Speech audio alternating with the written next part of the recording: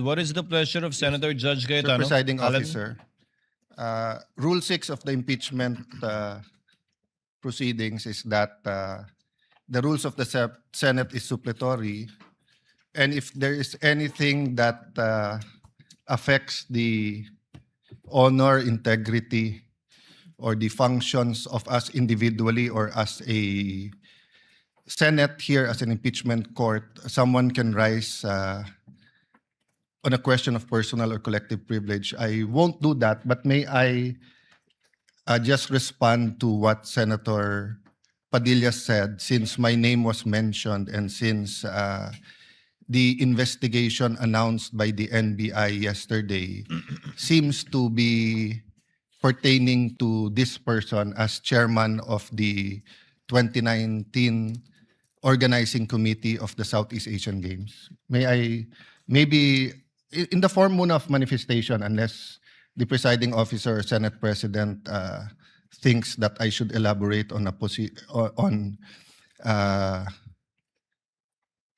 by asking for time on a personal collective privilege, but I don't want to start that Senator precedent. Judge Cayetano may make his manifestation. For the record, sir. So, first and foremost, sa sinabi po ni Senator Padilla, I won't ask na ipa-play na yung video, but quite exhaustive yung sinabi ni NBI Director about the Southeast Asian Games.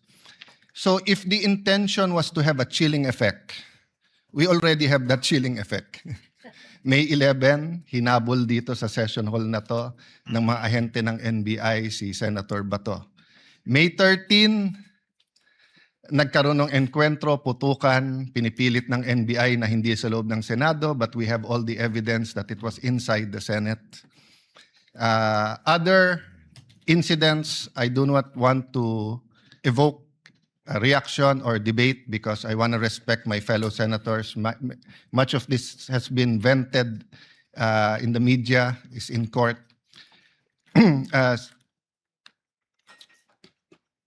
Director Matibag has promised us that he will give us a warrant issued by the ICC, has promised us that he will hold his agents na nanggulpin ng isang OSAA.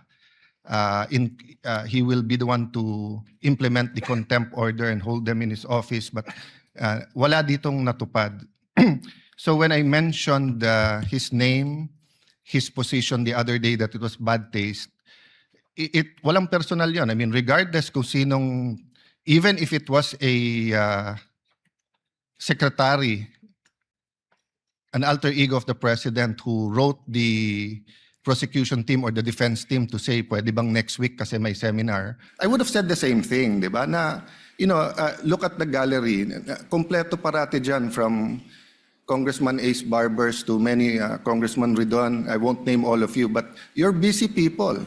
But you think this is important, so you take time out and you are here.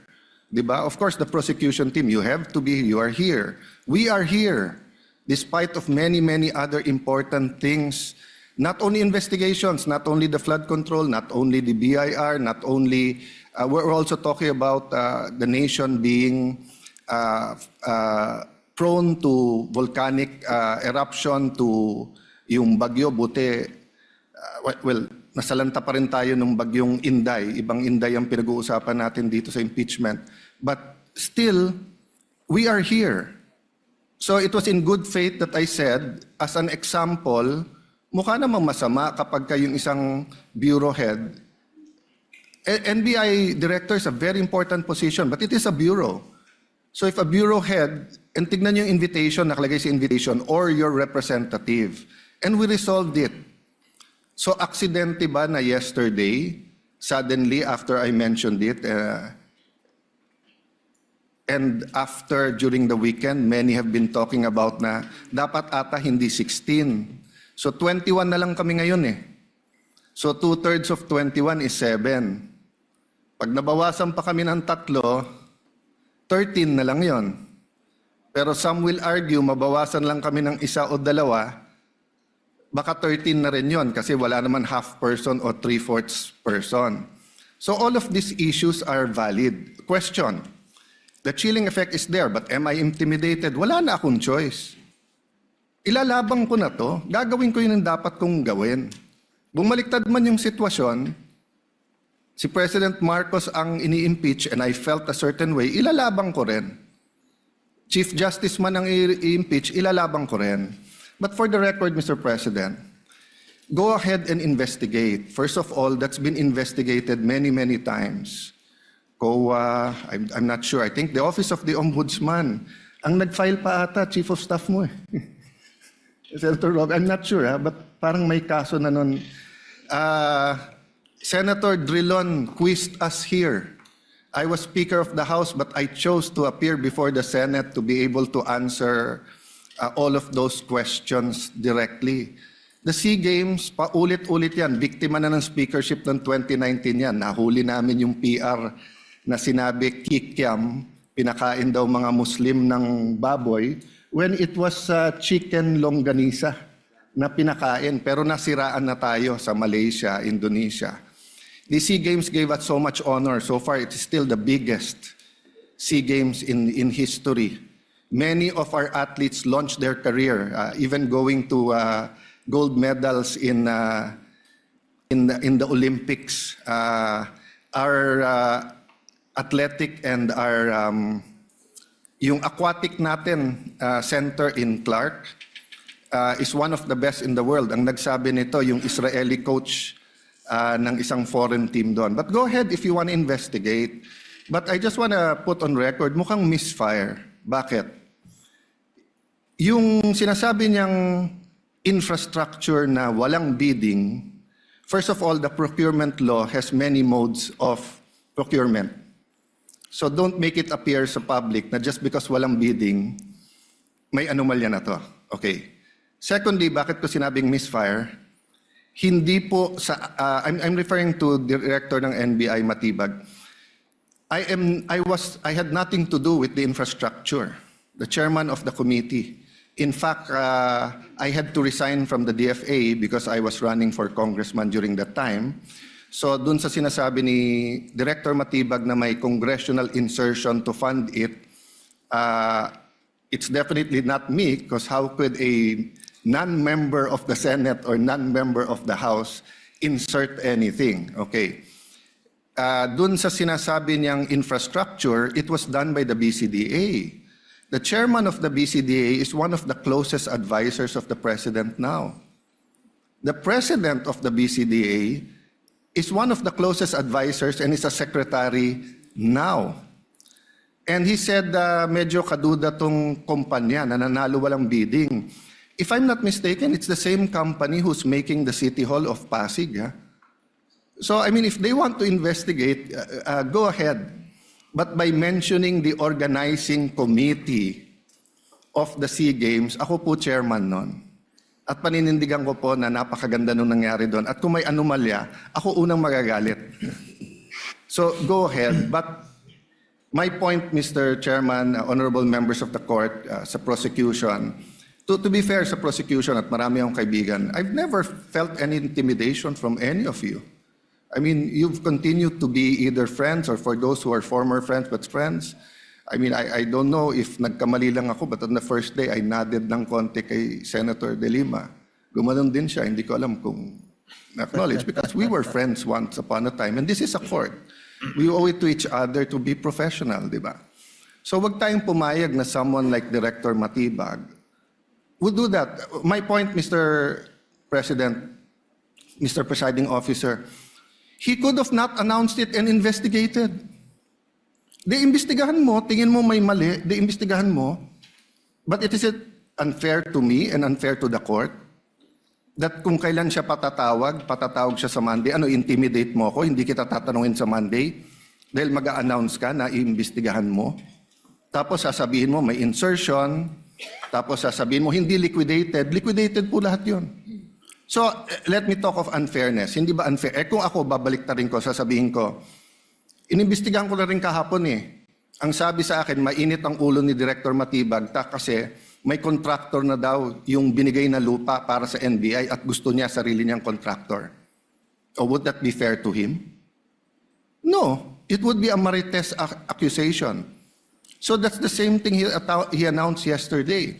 A marites accusation towards me.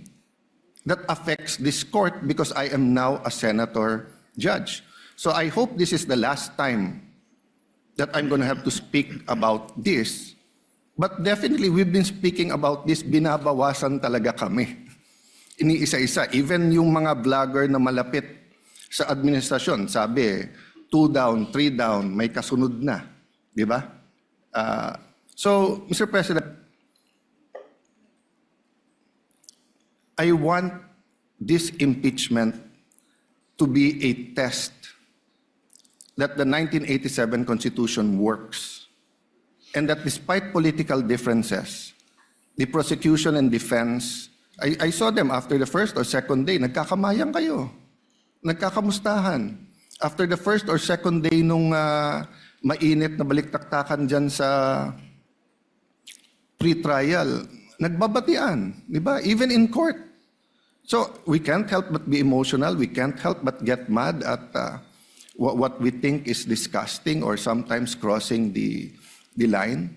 But is there any question that for this verdict, whether it's for conviction or acquittal, to be accepted by the Filipino people, we have to make sure that the integrity of the court is intact. I will admit to you, nahirapan po ako. Wala si Senator Marcoleta. Iilan lang po kaming abogado dito. Si Senator Pangilinan, Senator Cheese, si Aimee is a law graduate, di ba? Pia. Senator Pia, Bam is a second-year law student and I'm encouraging him na tapusin niya. Total review na yung nangyayari ngayon. But it's not easy. 24 lang kami, nabawasan na ng 3. So I hope this issue of the integrity of the court becomes an issue for all of us. No, I'll repeat what I said when I was Senate President. Director, hindi mo kami natibag. So wag mo try itibagin tong representation na to o itong impeachment court because what you're doing is not helping. Investigate whatever you want to investigate. You want to investigate ba't ako nagpatubo ng balbas? Investigate mo, no problem with me. Pero wag mo nang i-announce kasi nga naaapektuhan yung integrity ng court. Thank you for the leeway, Presiding Officer. Thank you, Senator Judge Alan Cayetano. Yes, what is the pleasure of Senator Judge Pia Cayetano? Mr. President, Presiding Officer, I assume most of my colleagues, like me, were busy studying the lengthy memorandum filed by each of the parties. For the record, 30-plus pages, more or less double space yung sa prosecution. Kaya by the time I got to the defense, para na ako maduduling kasi mahaba na nga yung 30 pages na double space, napunta pa ako sa single space. Okay lang yun, kasama sa trabaho yun, pero that's how lengthy the documents were. And I slept at 2 a.m., hindi kasama to sa explanation ko, di ako nagyayabang or anything, it's our job. And I'm a night person, so normal sa akin yun. And then in the morning, tuloy ulit, sent my staff questions, asked for more details, and then we worked together throughout the morning until it was time to come here. So I don't know anything about this statement of Director Matibag. But it bothers me to hear this. I now remember that I saw a message pop up in my phone which hindi ko nga pinansin kasi nga ito yung important issue ko na pag-aralan ko tong memorandum ng mga parties na inabala nga naman nilang very lengthily and exhaustively na nila dinidiscuss in a written document. But I recall now na may nag-pop up na message from a coach telling me na gustong pa-imbestigahan yung SEA Games. And di ko talaga pinansin. And now Alan brings it up and I am bothered. There is no jurisdiction in the world that allows a judge to be pressured and intimidated. And I ask each one of you, my dear colleagues, payag ba tayo sa ganito? Ganito na ba tayo dito ngayon?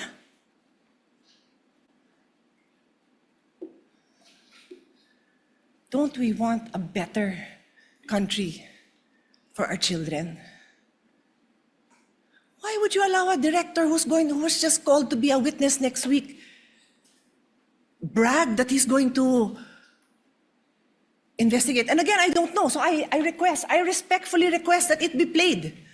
Because I want to understand. If I don't have reason to be upset, then thank you, I can focus. I can go back to the business on hand. But right now, I am upset to hear this. And I will stand up for each one of you. I don't care what side you're on. I will stand up for you if somebody tries to intimidate you. So with all due respect, Mr. Presiding Officer, I ask that we play it. I want to see what this witness is doing.